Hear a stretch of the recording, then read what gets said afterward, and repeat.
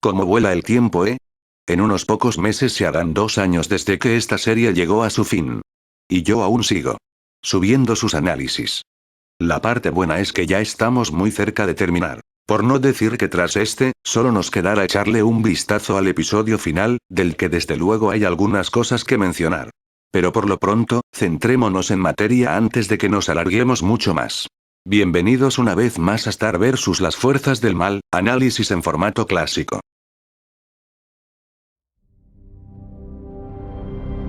The Right Way. Todavía me sigo preguntando cómo le haces para perder de vista a un guerrero de aproximadamente 20 metros de alto. Obviando ese detalle, destacar que las armaduras solarianas, aunque era fácilmente intuible, aquí se confirma, o se insinúa, que en efecto tienen capacidades especiales. Fuerza, resistencia, ya saben. Lo que en combinación con el poder de los soldados solarianos, crean una máquina de destrucción masiva casi imparable, como vemos en estos episodios. ¿Se acuerdan de Alphonse el Grande, padre de Eclipsa? Que escribió un libro como si de un youtuber de actualidad se tratase, donde recopilaba información sobre las diferentes dimensiones del multiverso. Bueno, pues resulta que él no fue el único que se subió al carro. Emily de la familia real Telbotton también escribió su propio libro, que es un compendio donde se enlistan elementos mágicos de todo tipo. ¿Y quién es ella?, se preguntarán. En realidad no, porque a estas alturas ya todo el mundo debe saber quién es, pero yo igualmente seguiré haciendo como que hago un análisis actual.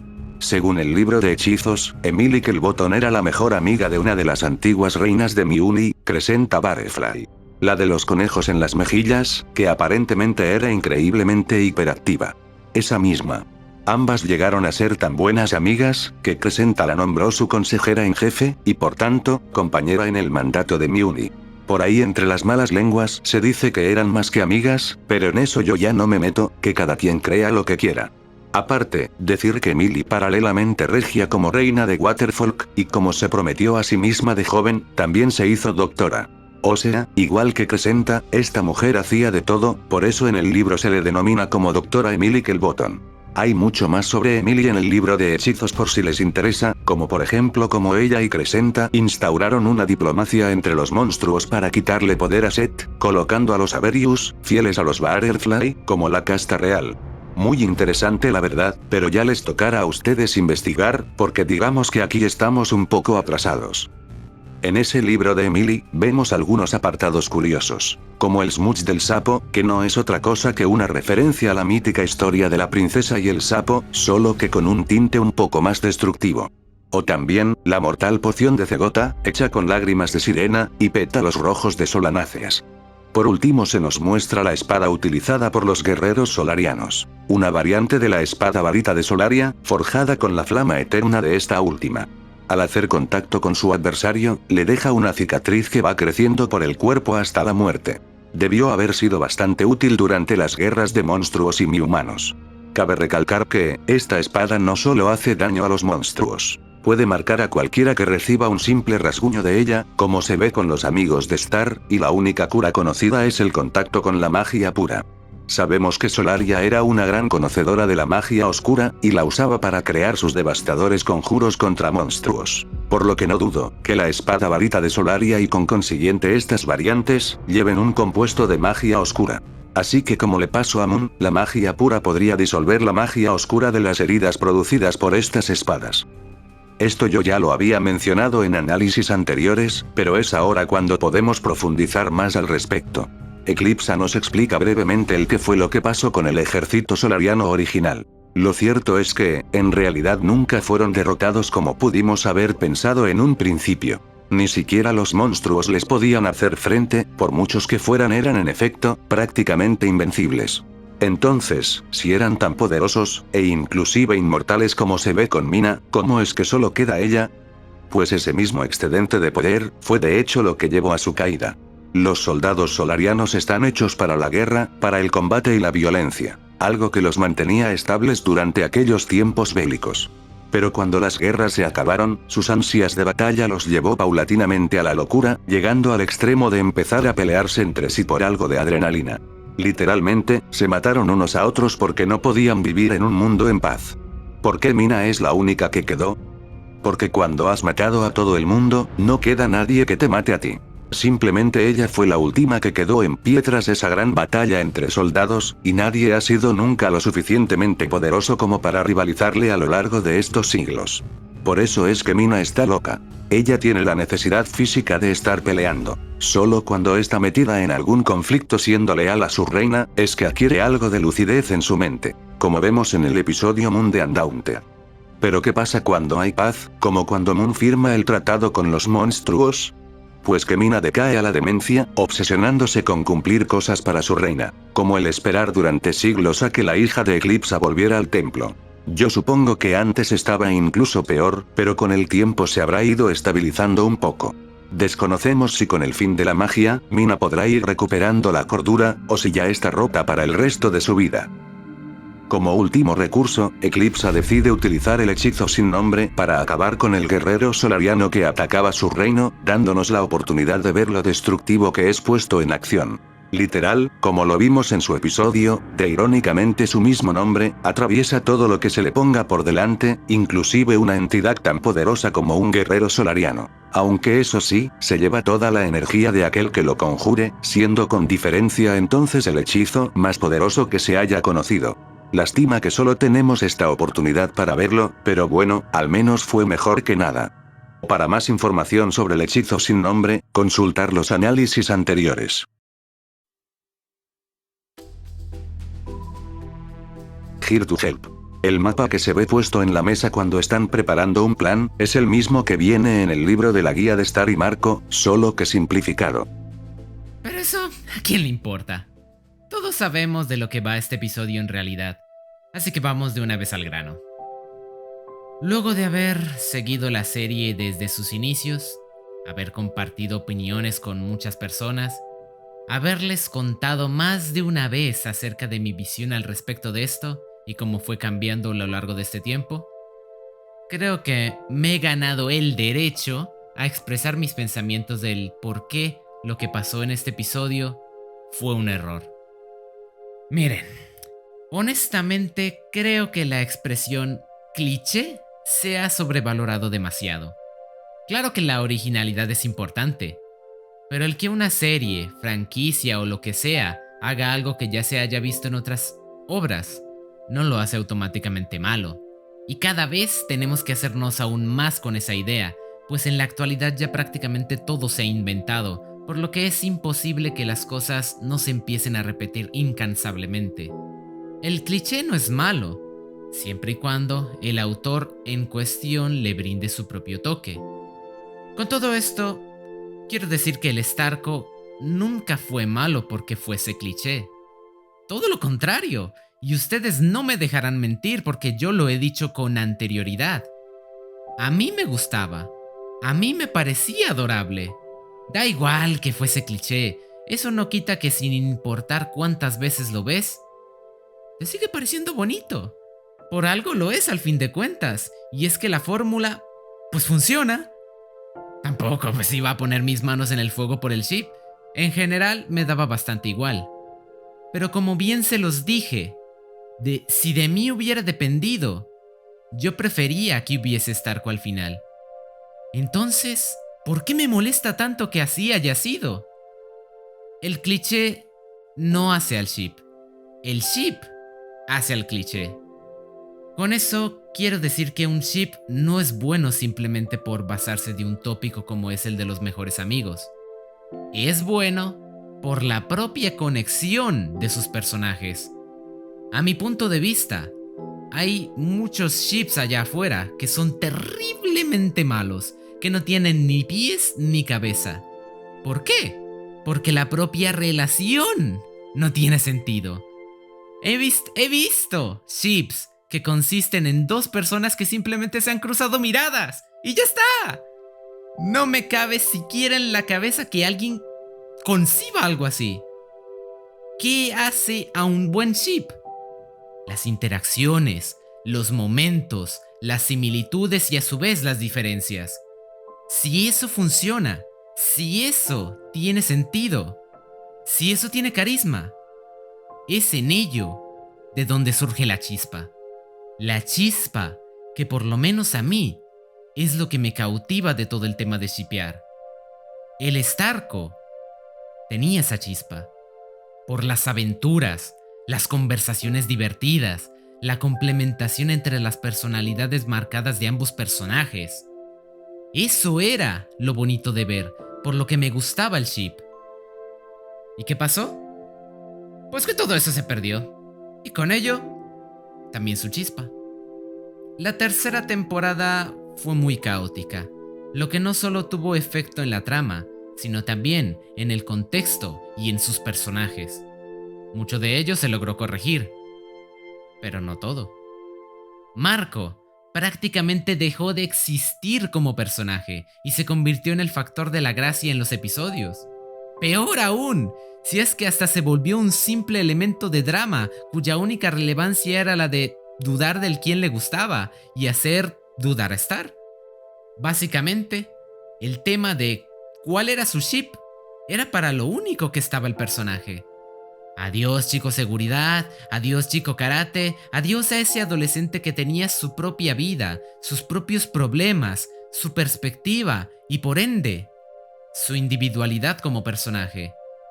Y sin individualidad, sus relaciones con otros personajes pierden prácticamente todo su valor. Su conexión con Star ya no era lo mismo. Ya no eran esos mejores amigos cuyas visiones, aunque dispares, se complementaban, formando situaciones tan variopintas y entrañables. Ahora, solo era una princesa y su vasallo, que iría con ella a todas partes y haría todo lo que le dijera. Muchas veces, fallando en el proceso. ¿En serio le ven gracia a eso? Ay, y a Star también le afectó. Menos, pero lo hizo. Su personaje cambió demasiado, en muchas cosas para bien, pero por ello dejando de lado esa esencia alocada y caótica que tenía, cortando por ello buena parte de la gracia en sus interacciones con Marco. Por todo esto y más, para mí, la chispa que tenía el Starco se apagó y nunca más fue capaz de recuperarla. Lo que no importaría si no fuera porque siguieron adelante con su idea de juntarlos, aunque ya no tuviera sentido que fuera así, aunque ya no hubiera apenas carisma en sus interacciones, y más encima, forzando y alterando el argumento a su conveniencia en diversas ocasiones, todo para poder acabar la serie con su preciado ship vuelto realidad, creando una chispa falsa cuyos fragmentos pareciera que hubiesen sido pegados apresuradamente con un manojo de cinta. Lo que no solo nos llevó a este momento, sino que fue también detonante de lo que sería el desastroso final de la serie. Eso fue lo que mató al Starco. Y esta escena es viva representación de lo repentino, apresurado e inconexo que ha resultado todo este disparate shipero. La viva imagen de situaciones generadas por capricho de sus guionistas. Aunque supongo que debo ser yo el que está equivocado, porque pareciera que soy el único que se ha dado cuenta de todo esto, pues la gente adoró este momento y aún a día de hoy siguen pensando que fue algo bonito. Les diré por qué piensan así. Porque esa gente sigue aferrada a lo que era el Starco en un inicio, y eso les ha tenido ciegos todo este tiempo, impidiéndoles ver en lo que realmente se había convertido, apenas una sombra de lo que alguna vez fue. Piénsenlo bien, sáquense de la cabeza las 2 primeras temporadas y asimilen lo que fue Star y Marco después de The Battle for Muni. Créanme que no es tan bonito. Por favor, no sean obstinados. Creo que esa es la verdadera razón del por qué acabé odiando el Starco. Lo que es triste. Soy yo el primero que no quería terminar así. Pues esa es mi opinión final al respecto de todo este tema. Y no creo que lo vuelva a tocar nunca más. Ódienme si quieren. ¡Hatenme! Pero que sepan que yo he visto el panorama completo. He estado en ambos lados y he conocido el porqué del que todo esto comenzara. Pero aún así, no pude seguir creyendo que este ship merecía la pena. Lo siento. El Starco fue un error. Es lo último que diré.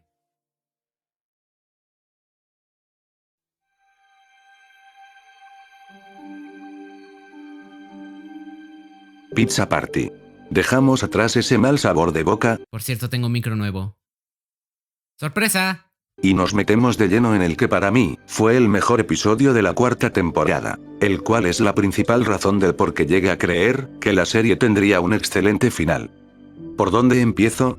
Ahora que ha pasado un tiempo, puedo decir que este episodio y lo que significa en correlación con el resto de la temporada, ha sido juzgado muy pasajeramente. La gente se va con lo primero que tienen ante sus narices, dejando de lado los detalles y los significados. Este es el bueno, y aquel es el malo. No entiendo cómo es que aún se seguía con esa mentalidad tan impulsiva a estas alturas, cuando toda la serie nos han dicho una y otra vez que nunca es tan fácil. Este episodio, no es para que se apunte con el dedo y se defina quién es el villano y quién el héroe solo por aparentarlo. Este episodio, es para que veamos los diferentes lados, nos metamos en sus zapatos y comprendamos el que nos ha llevado hasta este momento. Es tan irónico, porque esto yo lo venía diciendo desde el inicio de la temporada. El arco principal va a girar en torno al conflicto entre estas dos reinas, por ver qué ideología debería ser la que dirija Miuni. Mas sin embargo, no para el hecho de adjudicarse la razón, sino por el hacer lo que es mejor para su pueblo. A mitades de temporada parecía que aquello hubiese quedado descartado, pero una vez más, es hasta el último momento, donde queda a evidencia que tenía razón. Luego de lo que se nos revela aquí, podemos mirar en retrospectiva a los episodios que precedieron a este, y notaremos cómo todo comienza a tener sentido. Podemos decir muchas cosas malas de esta temporada, pero algo de lo que no se puede debatir, es que tenían las cosas claras. Sabían cuál sería el argumento principal, y como piezas de un rompecabezas, construyeron una historia directa y concisa que solo se revelaría una vez se tuviesen todos los fragmentos. Lo que nos llevaría a ese clímax narrativo que desde el día de la miunipendencia se estuvo planteando. Mi humanos y monstruos. Toda la temporada ha ido sobre ello. Sobre las dificultades. Sobre la negación, el conflicto y la intolerancia entre dos culturas que tienen más historia de lo que desean admitir. Así es como aparecen Moon y Eclipsa, que en este arco final han fungido como iconos representativos de esos dos bandos, simbólica y literalmente. Eclipsa y los monstruos, que están ya tan cansados de todo esto que ni siquiera les importa lo que vaya a pasar a continuación. Y Moon y los mi-humanos, quienes tienen miedo al cambio por todo lo que se pueda perder en el camino, y se rehúsan a aceptarlo. De Eclipsa ya hemos hablado mucho a lo largo de esta temporada, con respecto a su mentalidad e intenciones. Una reina que quiere lo mejor para todos, que quiere hacer lo que es correcto, pero no percibe la barrera entre lo que es correcto para ella, y lo que lo es para los demás. En cambio Moon, a ella la hemos estado pasando por alto bastante, y todo fue precisamente para llegar a este episodio, donde se nos desvela todo. Si la revelación de la comisión ya me había resultado sorpresiva, esto, directamente me sacó volando de la silla. La comisión. Moon. Mina. El programa solariano. La liberación de Glavgor. Todo estaba conectado, planificado por debajo de la mesa, sin que los personajes, e inclusive nosotros, nos diéramos cuenta hasta que fue tarde. Ahora sí, es momento de que empecemos a hablar, lo que nos lleva de vuelta al episodio, Ghost of Butterfly Castle. Moon descubre a Mina en las ruinas del castillo Butterfly, y que ésta está conspirando para acabar con el mandato de Eclipsa. Aunque con toda su locura, la verdad es que no iba a llegar más allá de solo ocasionar destrucción disparatada que llevaría a más caos en Miuni. Moon decide pasar de todo ello. Ya no es la reina, no es su responsabilidad, ahora la es de Eclipsa. O esa fue la idea con la que nos quedamos nosotros al terminar el episodio. Nuestro error fue olvidarnos de un detalle muy importante, y es que las circunstancias eran más que ella. Por mucho que intentó pasar página, no pudo evitar verse convertida una vez más en una líder de la que todo el mundo dependía para hallar estabilidad. ¿Por qué? Por lo mismo que las palabras de Mina le harían replantearse su panorama. ¿Dónde había quedado su lealtad? Hay una diferencia importante entre tomar una decisión por capricho, y tomar una decisión por necesidad. Lo que vi que mucha gente no comprendió, y prefirieron lanzarse como hienas al cuello, igual que habían hecho siempre. Sin preguntar, sin contemplar, sin entender el porqué de que Moon haya hecho esto.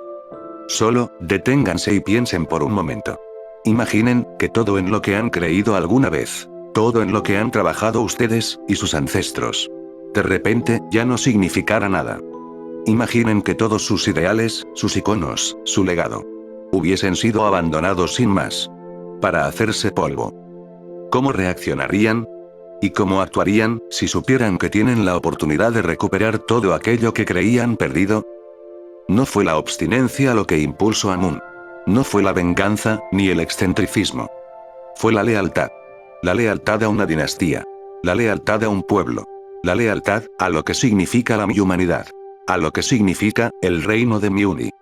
Eclipsa quería hacer borrón y cuenta nueva, que todo lo que una vez fue construido, quedara en el pasado.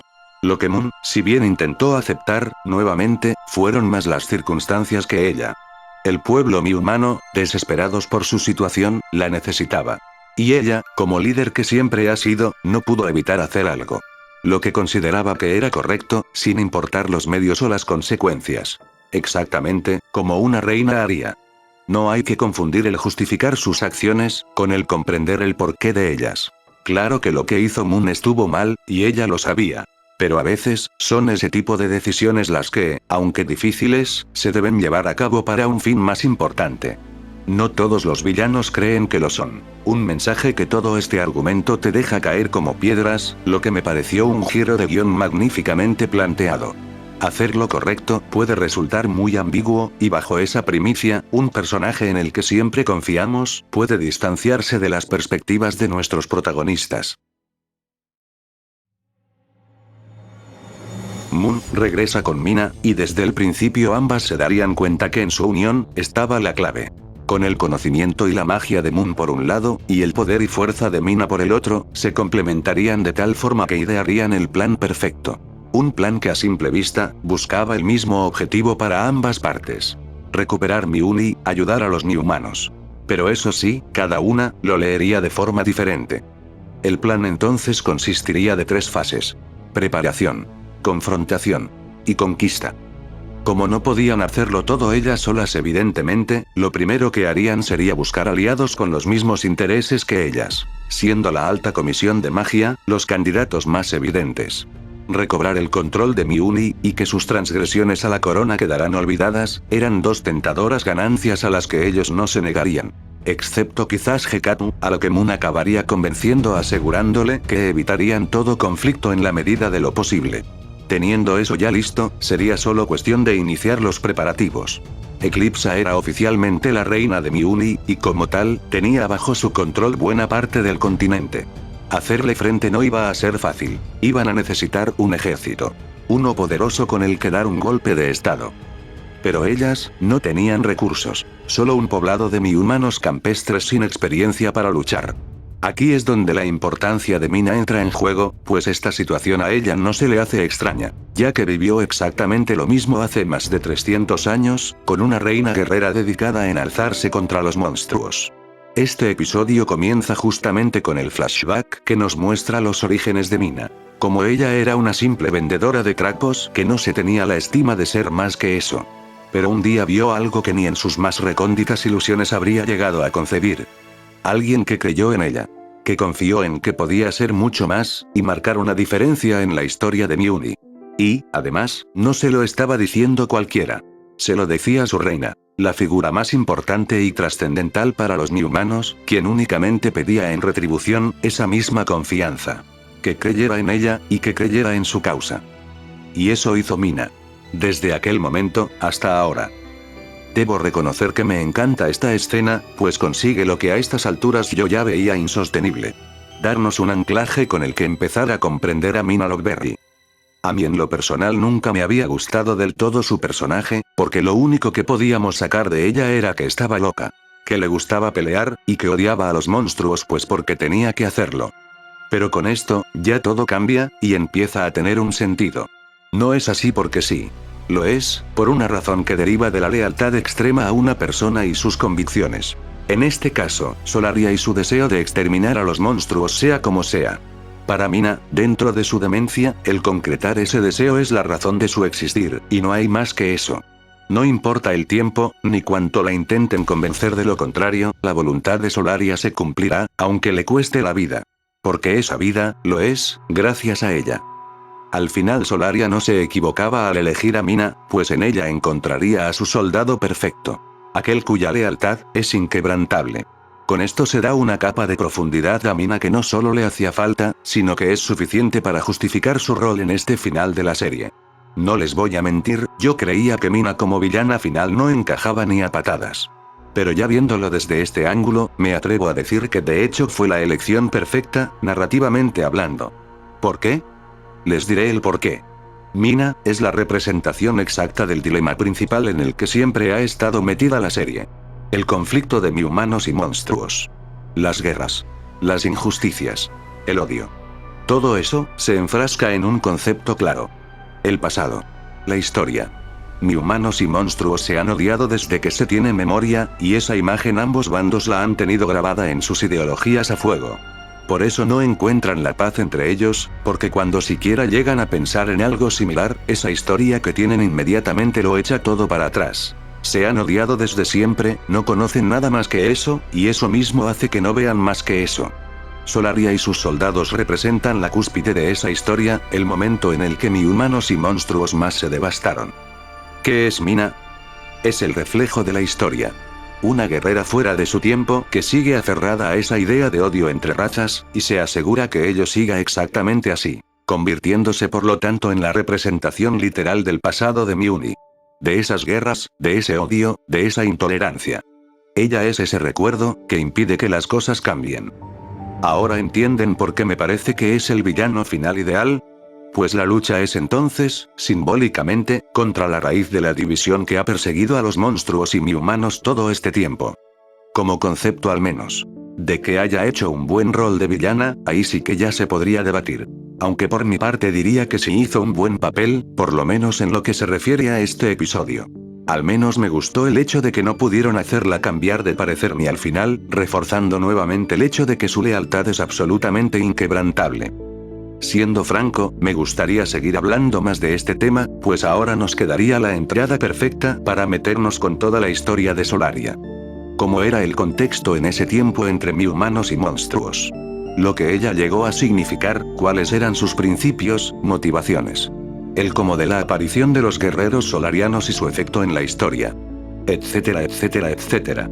Es realmente interesante, pero nos iríamos muy por fuera del episodio como tal y el argumento que veníamos siguiendo, por no decir que este video sería de 1 hora. Otro más. Así que mejor ahí dejamos este tema. Si me surge en el futuro la oportunidad de retomarlo, pues lo haré. Aunque siéndoles honesto, lo dudo bastante. Volvamos entonces donde nos quedamos. Por lo que debemos irnos al episodio del día de la Miunipendencia. Esto yo ya lo había hablado en análisis anteriores, pero es necesario mencionarlo en esta ocasión para centrar el contexto.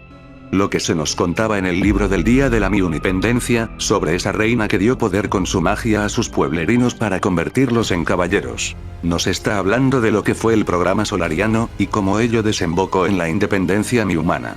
Suponemos que con el tiempo, o por la necesidad de, no se mencionan en el libro a los implicados reales de este evento, siendo reemplazados por personajes genéricos. De esto sacamos una cosa en claro. Esos grandes guerreros que acompañaron a Solaria en las guerras contra los monstruos, originalmente eran solo campesinos, quienes fueron convertidos gracias a un complicado procedimiento conocido como la metamorfosis solariana. Esta consiste de 3 hechizos antiguos muy poderosos. Uno para suprimir el miedo en combate. Otro para negar la consciencia, y así evitar sentimientos de compasión o lástima. Y el último para potenciar todos los sentidos. Al ser aplicados los 3 sobre un individuo, utilizando además diversos elixires para asegurar la permanencia de estos, se crea uno de estos invencibles soldados. De los que actualmente, solo queda uno. Justamente el primero de todos, y a su vez, mayor confidente de la reina Solaria. Así es que volvemos a la situación que ahora viven Moon y Mina, la que por lo que les he ido relatando, comprobarán que es similar a la que antaño atravesó Solaria.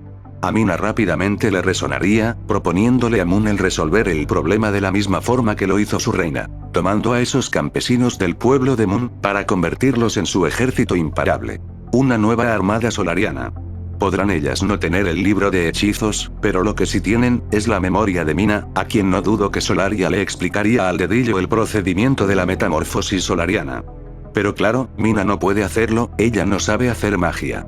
Por eso necesitaba a Moon, quien con su poder e influencia podría llevar a cabo esta metamorfosis para hacer nuevos soldados.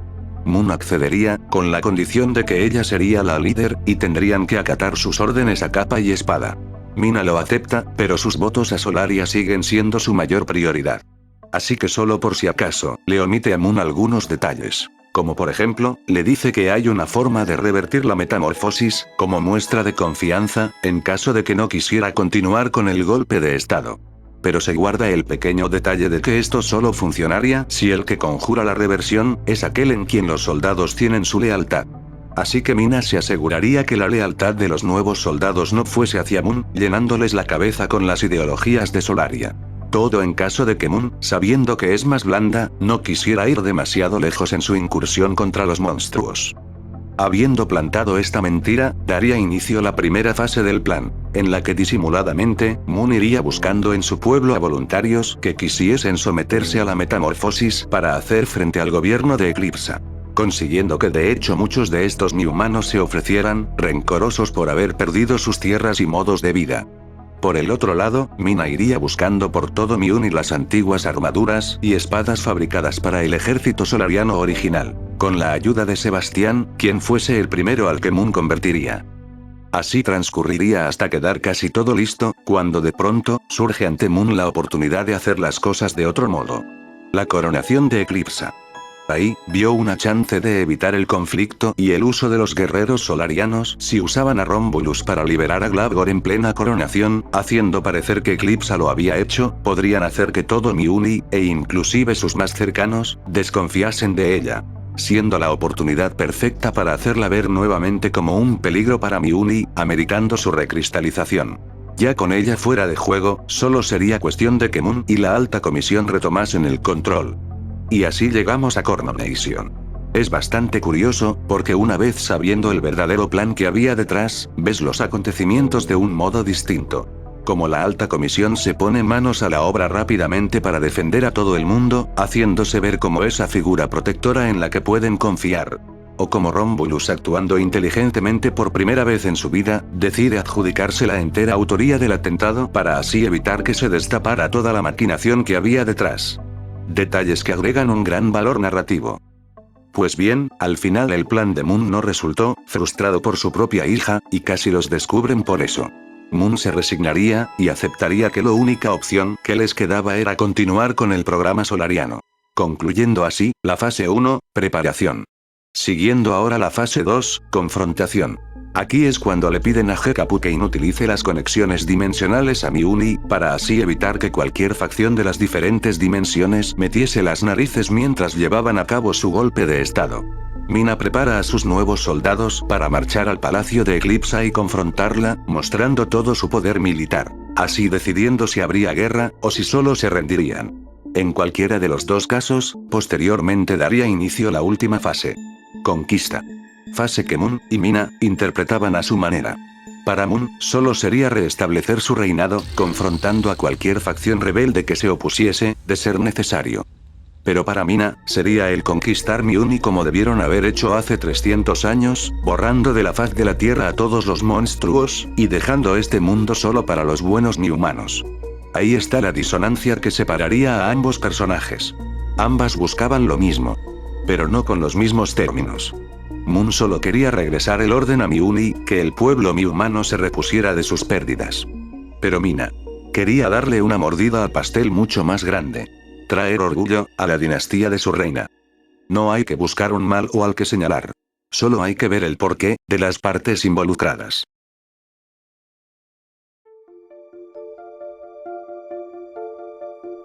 The Tavernady End of the Multiverse. Muy bien, se acabó lo bonito, ahora es cuando empiezan a salir problemas por donde quiera que lo mires. Lo mejor que puedo decir es que el concepto de una taberna literalmente al borde de la realidad me parece bastante curioso. Hoy que los flashbacks de Moon son muy interesantes, y refuerzan como ella misma ve lo que fue el haber hecho eso. Algo siniestro y prohibido, pero que debía hacerse. De resto, no pinta nada bien. Podemos empezar diciendo que este episodio... Aquí tomaré yo las riendas. Podemos empezar diciendo que este episodio no se siente como el penúltimo episodio de la serie. Es raro. tanto que no sé ni cómo describirlo. Es como una deforme amalgama de ideas, contexto inacabado y posibles conclusiones que no van a ningún lado. No sé por qué, pero parece que las cosas, el argumento, la temporada, todo, está yendo por una dirección y de golpe se va por otro lado que nada tiene que ver, como si todo este episodio quisiera abarcar toda una nueva temporada, pero obviamente sin tener el tiempo necesario.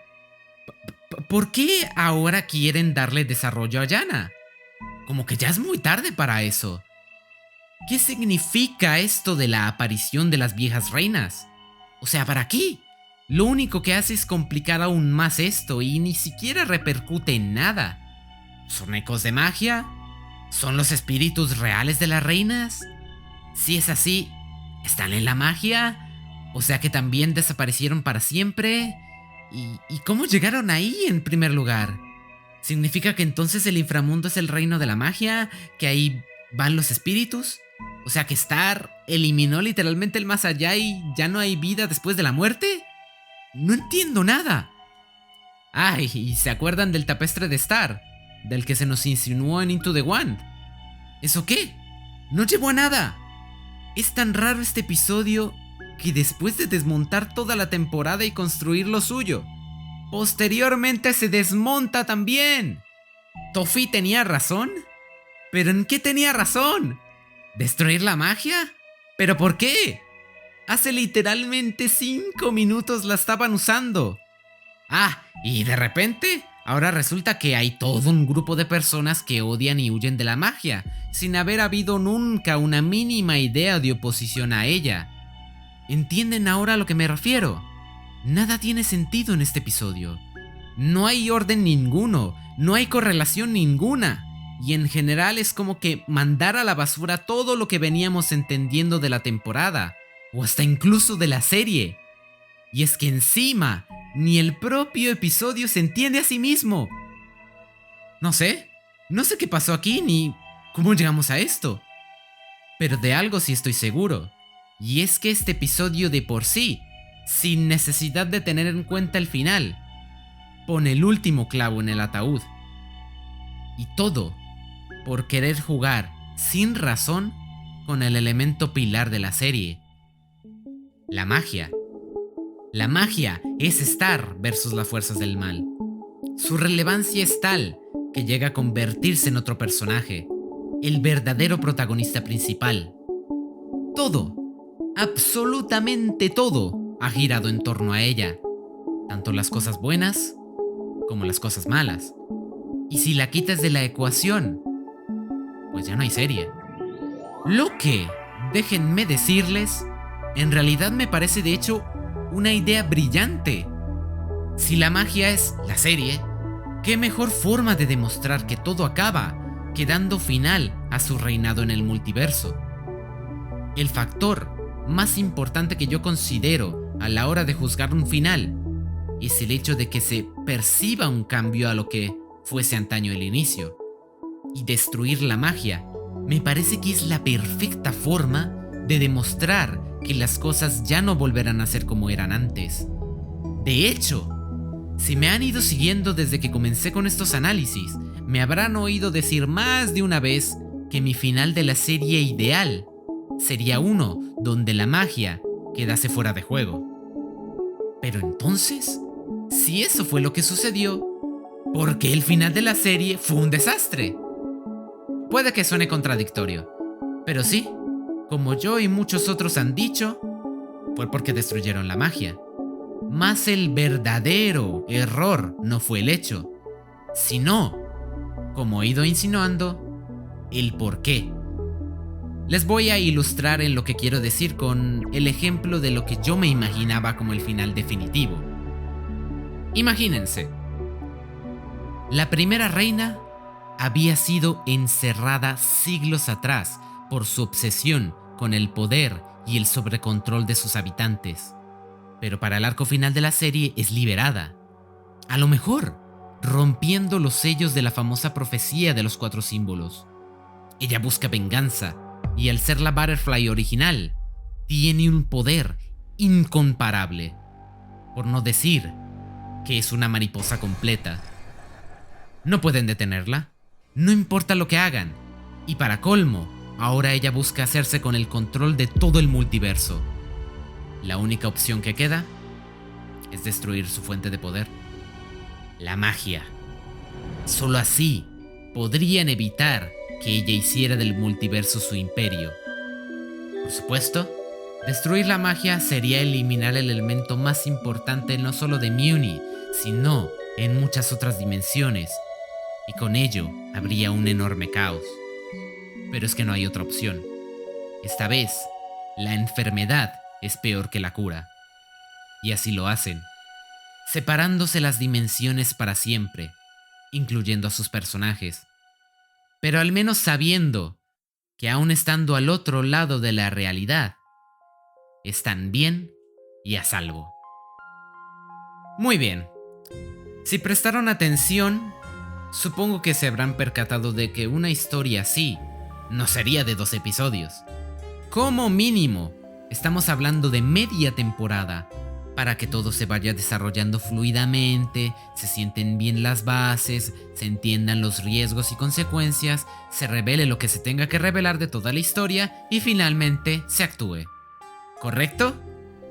Ahora quiero que me digan, aunque obviamente no se puede porque esto es grabado, ¿qué similitudes ven entre este fanfiction que les acabo de relatar y lo que resultó siendo el final de la serie?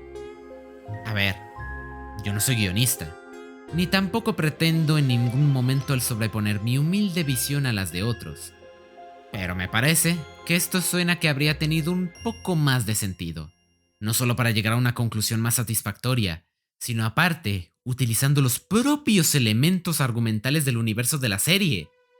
Ahora perciben el problema. Destruir la magia no fue un error. El error fue el plantear ese argumento bajo una base tan ridícula y nulamente desarrollada. O sea, ¿en serio me estás diciendo que vamos a destruir uno de los pilares fundamentales del multiverso por el berrinche de un adolescente que hace 10 minutos la estaba usando para su beneficio? ¿Qué clase de hipocresía descarada es esta? ¿Y de dónde Star se cree con el derecho de tomar una decisión tan importante que literalmente le vino de un momento a otro? Y encima, la serie no para de darle la razón cuando claramente no la tiene. Constantemente están modificando las cosas a su conveniencia, dejando tirados en un rincón otros factores que deberían tener su relevancia en la toma de estas decisiones. Muni no es la única dimensión que existe, ni mucho menos la única que usa magia. En todas partes se usa, lo que claramente decidieron hacer como que se olvidaron para hacer parecer que destruir la magia era la opción más lógica. ¡Pero no lo es! Ni Eclipsa, ni Moon, ni Star tienen el derecho a decidir en esta situación, porque la magia no es de ellas, y el hecho de que se vaya al demonio su dimensión por una lunática adicta a la guerra no es razón para dejar a su suerte a otras dimensiones cuya infraestructura depende de la magia en su totalidad. Por decirlo suavemente, ya que incluso hay criaturas que son de magia y sin ella, pues serían masacrados. Lo que aceptaría si, como dije, no hubiera ninguna otra opción. Pero sí la había. Podían volver a Muni y luchar. Las 3 juntas podían ser muy poderosas. Y como última instancia, Meteora literalmente puede acabar con cualquiera de un solo golpe, lo que ya ha hecho con la propia Mina en un pasado. Pero prefirieron mandar esa y muchas otras opciones al caño y en lugar de eso salvaron a Muni al provocar un enorme caos en todo el multiverso. ¡Felicidades! ¡Son unos héroes! Es que no lo entiendo.